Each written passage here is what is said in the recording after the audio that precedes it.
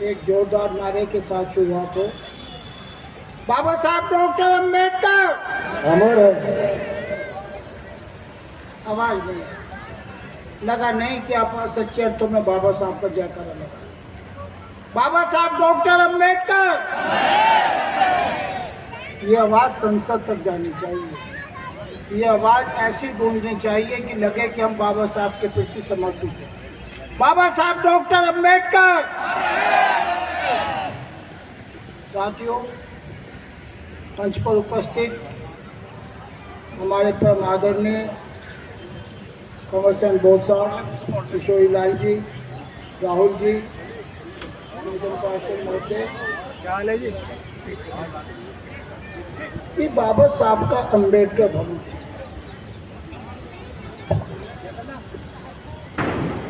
इस अम्बेडकर भवन पर भारत से आने वाला हर दलित समाज जब भी जन आंदोलन के लिए आता है तो यहाँ पे रुकते हैं। ये अम्बेडकर भवन बाबा साहब की देन है। बाबा साहब ने अपने कार्यकाल में ही इस अम्बेडकर भवन की स्थापना की। ये अम्बेडकर भवन नहीं है, ये राष्ट्र के दलित समाज का क्रांति का वो जनक है, क्रांति की वो आधारशिला है, क्रांति का वो आगाज है जो बाबा साहब ने अपने हाथ से लगाया। इस धरती को हम नमन करते हैं।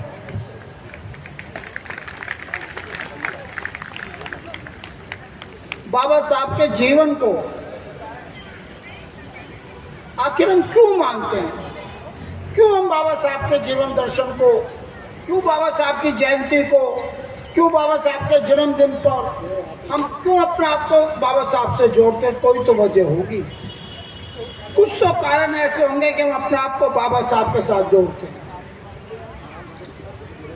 जब राष्ट्रीय आजादी का आंदोलन था, राष्ट्रीय आजादी के अंदर अंग्रेजों के साथ भारत के नागरिक आजादी का आंदोलन में लगे हुए थे, तब बाबा साहब ने कहा था कि आप अंग्रेजों के गुलाम हो, इसलिए गुलामी से दूर होना चाहते हो।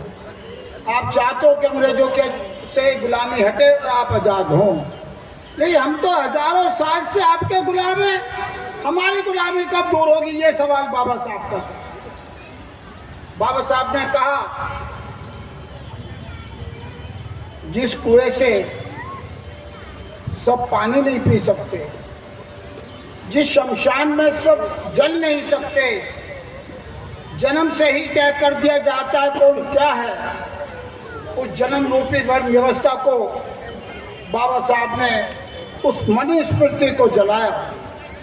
और इसलिए जलाया कि मनुस्मृति मानवता के शोषण की प्रतीक, भेदभाव की प्रतीक, जन्म के आधार पर एक दूसरे का शोषण करने की प्रतीक। मात बाबा साहब ने मनुस्मृति जलाई नहीं, बल्कि बाबा साहब ने अपने कर कमलों से समानता, सबके प्रति शिक्षा की समानता, रोजगार की समानता, हर प्राणी की समानता, जातिवाद दूर करने की, ये भारतीय संविधान बाबा साहब की देन। भारतीय संविधान ने क्या नहीं दिया हमको? समानता दी ना। और आज दुर्भाग्य से इस 2024 में बहुत से समाचार पत्रों में प्रकाशित होता है कि हम संविधान बदलेंगे। संविधान बदलने की बात आज समाचार पत्रों में आती है। हमारे बहुत से जनप्रतिनिधि ये कहते हैं हमें इतना बहुमत दो कि हम संविधान बदल दें। आखिर संविधान बदलने की बात क्यों है?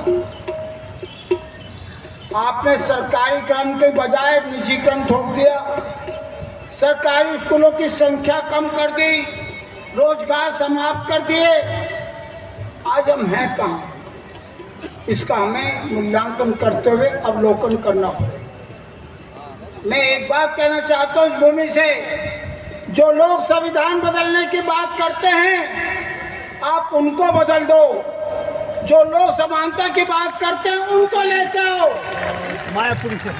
ये संविधान बदलना नहीं चाहते, ये दोबारा से हमें जूते चप्पलों में बैठाना चाहते हैं। ये संविधान नहीं बदलना चाहते। ये हमारी माँ बहन बेटियों को उसी प्रकार जो मनुस्मृति में था पहले पंडित के घर जाएगी वो विचारधारा लाना चाहते हैं। ऐसी विचारधारा के लिए हमें लड़ना पड़ेगा। ये दिखाई दिए काफी। आप जरा कल्पना तो कीजिए, मेरी उम्र 77 साल की है, मैंने अपना आप देखा है। अलीपुर रोड का भी कुछ नहीं हुआ। नई सड़क पर हमारी दुकान होती थी चप्पल जूतों की। प्याऊ पे पानी पीने से पहले बाकायदा बांस की नली होती थी। उस बांस की नली का पानी पिया है हमने। और अब दोबारा वो बात आएगी हम खून पी जाएंगे तुम्हारा। कोई मैसेज ऐसा नहीं आया। दूर कल्पना तो कीजिए। अच्छा, संविधान क्या है? संविधान सभा को पढ़िए। एक एक बिंदु के ऊपर जद्दोजहद हुई थी, एक एक पॉइंट पर जद्दोजहद हुई थी, तब भारत का संविधान बना था। अब कहीं जाए संविधान बाबा साहब ने नहीं, पूरे भारत की सब लोगों का मिलकर एक फैसला था। मैसेज नहीं दिया। क्या था? धर्मनिरपेक्षता होगी, समानता होगी, रोजगार की बात होगी, आपके स्वास्थ्य की बात होगी। ये सब बात हाशिए में रखकर आपके अंदर फिर वो एक पाखंडवाद की बात आ गई है। इस पाखंडवाद को दूर करोगे तो सच्चे अर्थों में बाबा साहब को श्रद्धांजलि होगी। आज पाखंडवाद कहाँ? पाखंडवाद नहीं है। आप उठा के देखिए, आपने मीट खा लिया, अभी चल रहा है आजकल, मैं देखता हूँ पेपरों के अंदर आ रहा है कि आपने मछली का खाया नवरात्रों में। अरे तुमने तो नवरात्रों में खाया या नहीं खाया? तुमने गौ का मांस को सप्लाई करने वालों से चंदा लिया, चाहे मैं तो डूब पड़ो। कल्पना तो कीजिए, जद्दोजहद किस बात की? तुम्हारे कपड़े ऐसे थे। अरे भैया, रोजगार कितना मिला, स्वास्थ्य कितना मिला, शिक्षा कितनी मिली? शिक्षा के लिए लड़ना होगा। तो बाबा साहब ने कहा था भूखे रहो और शिक्षित बनो। हो रहा है। मैं कहना चाहता हूँ, समाज से अपील करना चाहता हूँ, आपके क्षेत्र में कोई गरीब बच्चा अगर कापी किताब के भाव में है तो अपने घर की एक रोटी कम कर दो, उस बच्चे को पढ़ाओ, तो बाबा साहब का संकल्प पूरा होगा। क्योंकि वहाँ हमारे अंदाज से आज रोजगार कहाँ है? शाम को कल्पना कीजिए, सरकारीकरण खत्म, तो सुबह ही निजीकरण। निजीकरण में जहाँ आयु ज्यादा हुई आप रिटायर, पेंशन नहीं।